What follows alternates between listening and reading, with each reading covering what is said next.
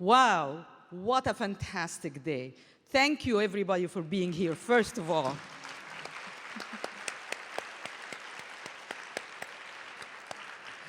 And on behalf of all of us, I want to take a moment to thank the panelists and the speakers.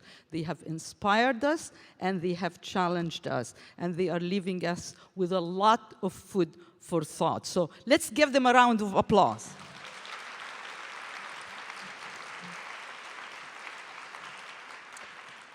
So we have come together today with a common, a really profound purpose: to create partnerships, to develop solutions, to improve the lives of women, children, families, and communities in New York and around the world. And by the way, my name is Afaf Meleis. So our speakers gave us a lot. And maybe I'll just add a couple of things that could stick in your mind as you talk with others. We said that half the world is now urbanized. In another few years, it's going to be 2/3 of the world.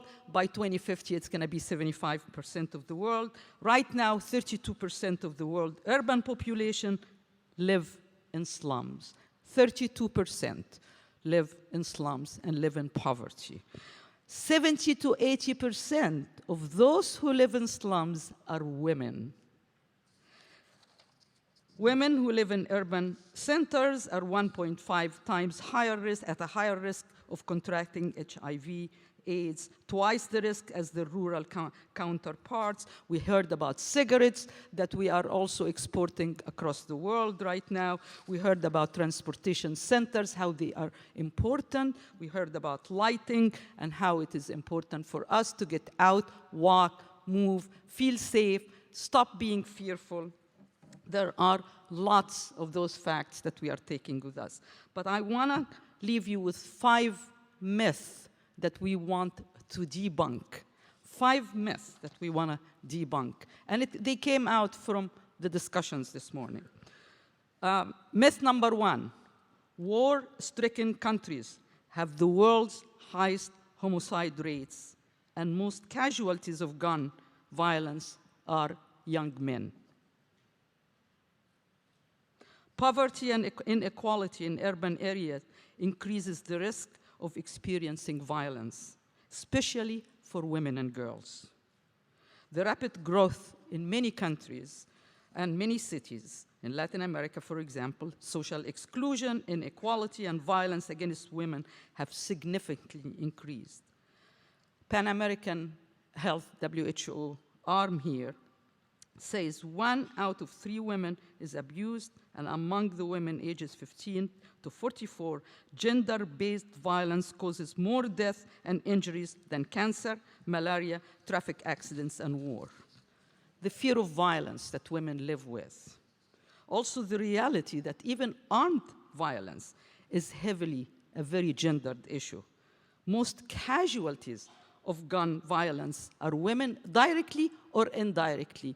When men have guns, they rape women at a gunpoint.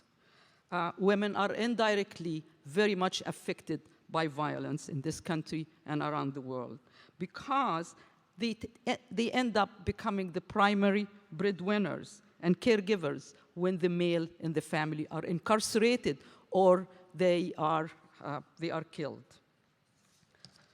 So that's myth number 1, that the violence is somewhere else with the war going somewhere else. But the violence is heavier for countries that are not in war. Myth number 2, human trafficking only exists in cities in developing countries, India, Cambodia, those countries. The reality is the US has a serious problem with human trafficking, a practice that's equivalent to modern-day slavery, including commercial sex exploitation and forced labor. Cases of human trafficking have been reported in each of our 50 states in this country. At least 100,000 and perhaps as many as 300,000 children in the United States are victims of sex trafficking each and every year. Nicholas Kristof, who's going to be our speaker very shortly, wrote an article about a major trafficking problem in US involving homegrown American runaways. These are 12 and 13-year-old girls. So we need to create more social services in cities to empower these young women and children to escape sexual slavery and forced labor. It's not in other countries, it's right here. Myth number 3. Marginalized women don't try to take care of themselves, especially when they are pregnant, when they have families. So we have to dispel this stereotype. The reality is that most marginalized women do their best with the limited resources that they have, with the limited transportation, with the limited access they have, with the burdensome things that they have to do in their life. Urban poverty is becoming highly feminized. Women who have worked in agriculture and farming find that when they arrive to urban areas, they are excluded from jobs, they are denied training programs, they are placed in demanding situations, and they are very marginalized by many of us. Women all over the world are suffering from poverty. Those who are suffering from poverty are the ones who are vulnerable to all the ills of urbanization. They are the ones who face the violence, suffer from premature death, and disease and disabilities.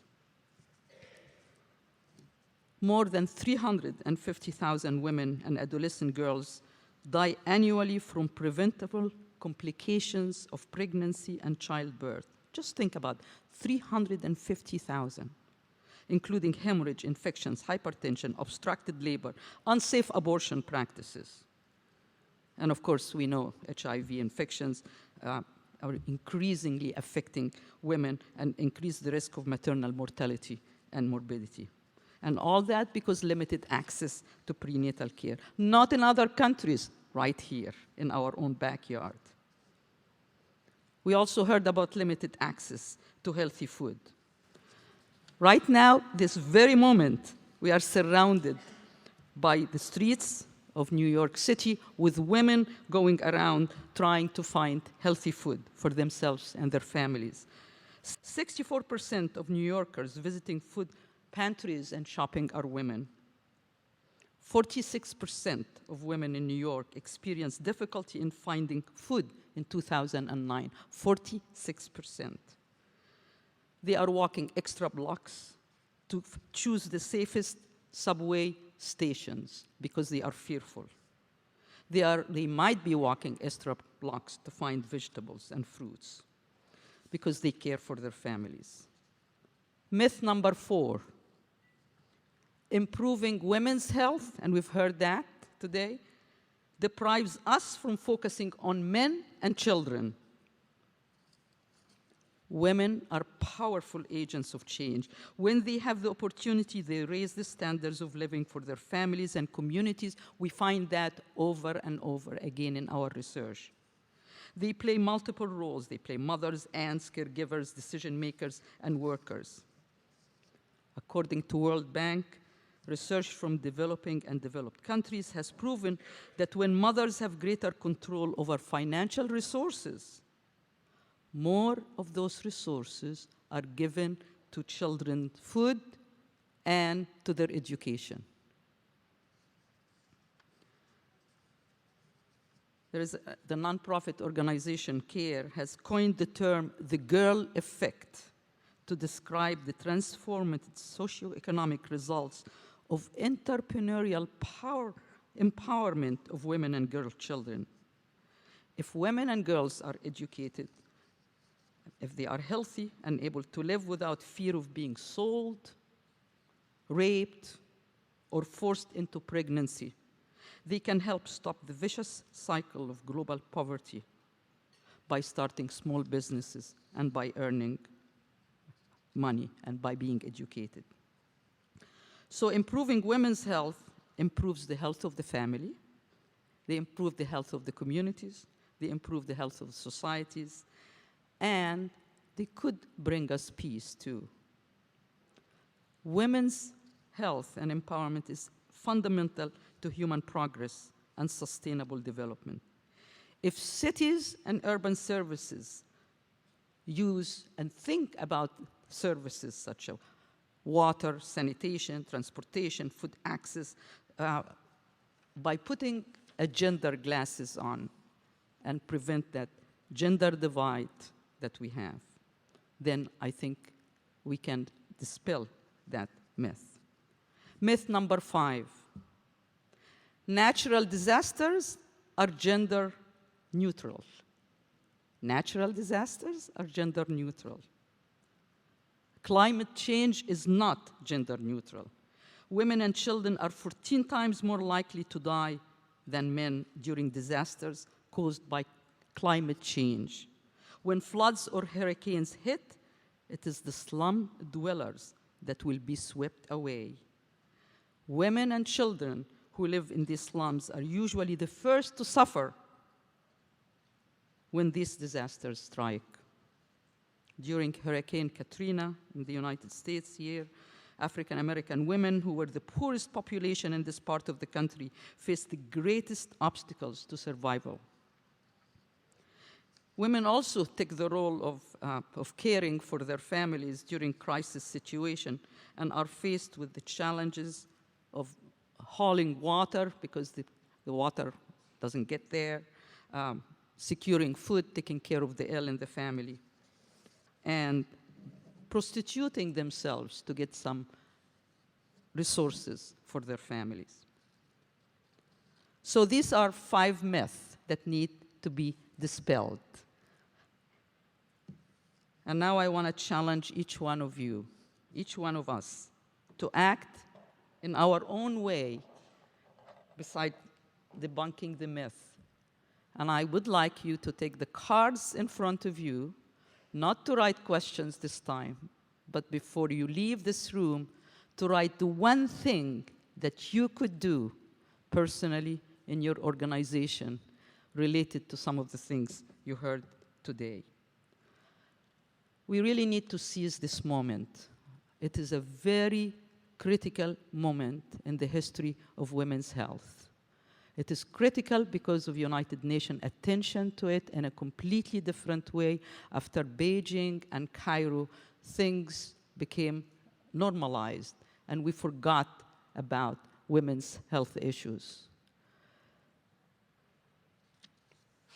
So we need, and it is also the moment, because of what you heard this morning, Hillary Clinton is making that development and women's empowerment as part of her agenda.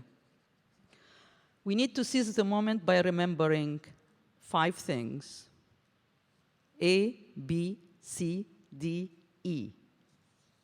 A first. And this last panel was about that A. Act. Act. A for act. Advocate. Ask about women and urban health. Ask about women's health and urban health. Be involved in your organization, neighborhood, local government about women and health. Put on your glasses about gender, and you will see the gender divide everywhere around you. Ask and look at how we can make our public spaces healthy. Hold discussion with the decision makers, policy makers. Make them accountable for gender inequity. Think about benefits for maternity care. Think about elder care in your community or in your organization. Think about child care, a room for a day for sick care for children. Think about safe public places and what they mean. We each can do what we can. At Penn, we acted, as our president said this morning. We partnered with the United Nations and the presidents of universities around the world. We asked and we challenged them how they can be empowered and empower others in their organization to support women to change the world. And we are writing right now a policy paper that we're going to send to United Nations. Our students acted when they found out that in our building, everybody is using the elevators. They acted. They actually got together, mobilized students from across the campus, and painted murals on the stairs, on each level of the stairs, to encourage people to walk the stairs, they beautified. Small thing, a big thing. They united, they got everybody together. Dress for success that we heard about today, that's acting. That's acting by BlackRock Women's Initiative.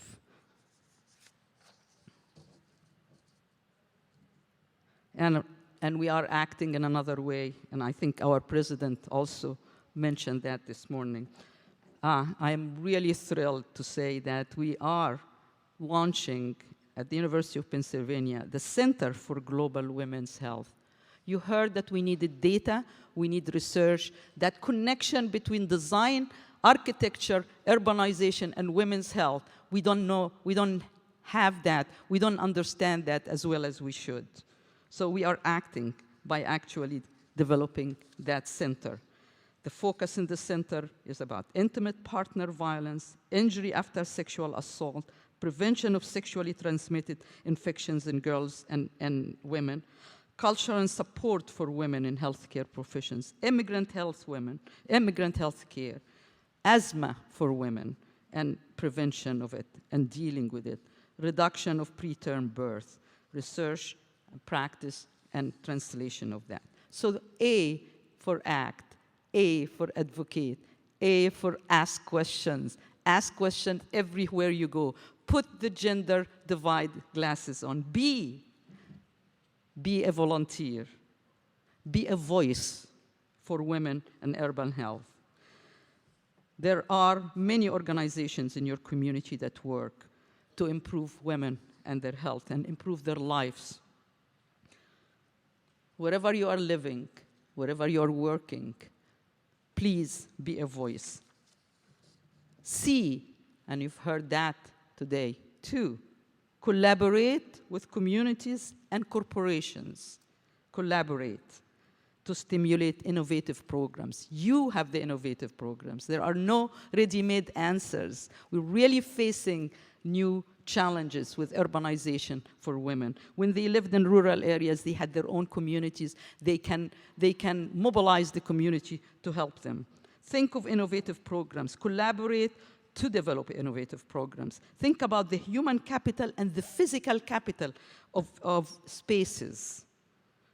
Think about what vulnerable populations in your organization, in your neighborhood, in your city that might need to have a voice, and you might need to mobilize them. We all have them right in our backyard. Corporations are vital for changes in women's situation. They can start their own initiatives for empowering women, as our sponsor today, BlackRock Women's Initiative Network, have done so beautifully. I think each one of us is empowered to make a difference. Together with the power of partnership, collaboration, we can achieve gender equity, healthy urban spaces. D, dispel the myth. Dispel those 5 myths. Disseminate what you heard today. Talk with everybody about what happened today in this room. It's possible to achieve gender equity. Dispel the myth that gender inequity, we can live with it, and we should live with it. It's possible to empower women. The highest homicide is not in war zones. They say that we can have safe areas.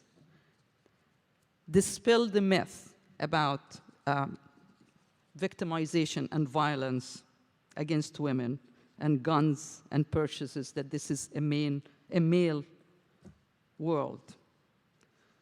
Trafficking of women and girls is a serious problem globally and the US. Dispel the myth that it's somewhere else in the world. Marginalized women do take care of themselves. They just don't have access. and they don't have the resources. And disasters are not gender neutral. So that was D. Now, the E, engage with us, engage with each other, but engage with us, the Center for Global Women's Health. We will continue our efforts together to develop knowledge and to translate knowledge and to make a difference in different communities. I'm inspired when I go to a place like Rio de Janeiro and see that they have transformed the slum areas, and they are working very consistently in making a difference there. We can make a difference. So remember A, B, C, D, E. Act, be a voice and volunteer. Collaborate and partner. Debunk myth, and you can come up with lots of other myths. And engage. A, B, C, D, E. Perhaps Nicholas Kristof, who is a soldier with a pen for a sword, said it best in the book he co-authored with Cheryl O'Dunn, Half the Sky. Women aren't the problem, but the solution. The plight of girls is no more a tragedy than an opportunity. Let's turn some of those tragedies to opportunities. You could do it. You acted today by all of you taking time being here, by many of you supporting this gathering today. You acted by being so attentive and asking so many fantastic questions. We could do it together, and we need to continue. Now, I listen to my planning committee and executive committee, and I invite you to take 15-minute break. Only 15 minutes break. Don't do as I do. I never listen to anybody. You need to listen to this. Stretch your legs, visit information tables outside, and women's health tables. And when you hear the chimes, please proceed into this room again for a very special presentation of our tireless global advocate for women and girls, whom I am so much in love with, and he's a Pulitzer Prize-winning keynote speaker, Mr. Nicholas Kristof. Thank you, thank you, thank you, and let's continue.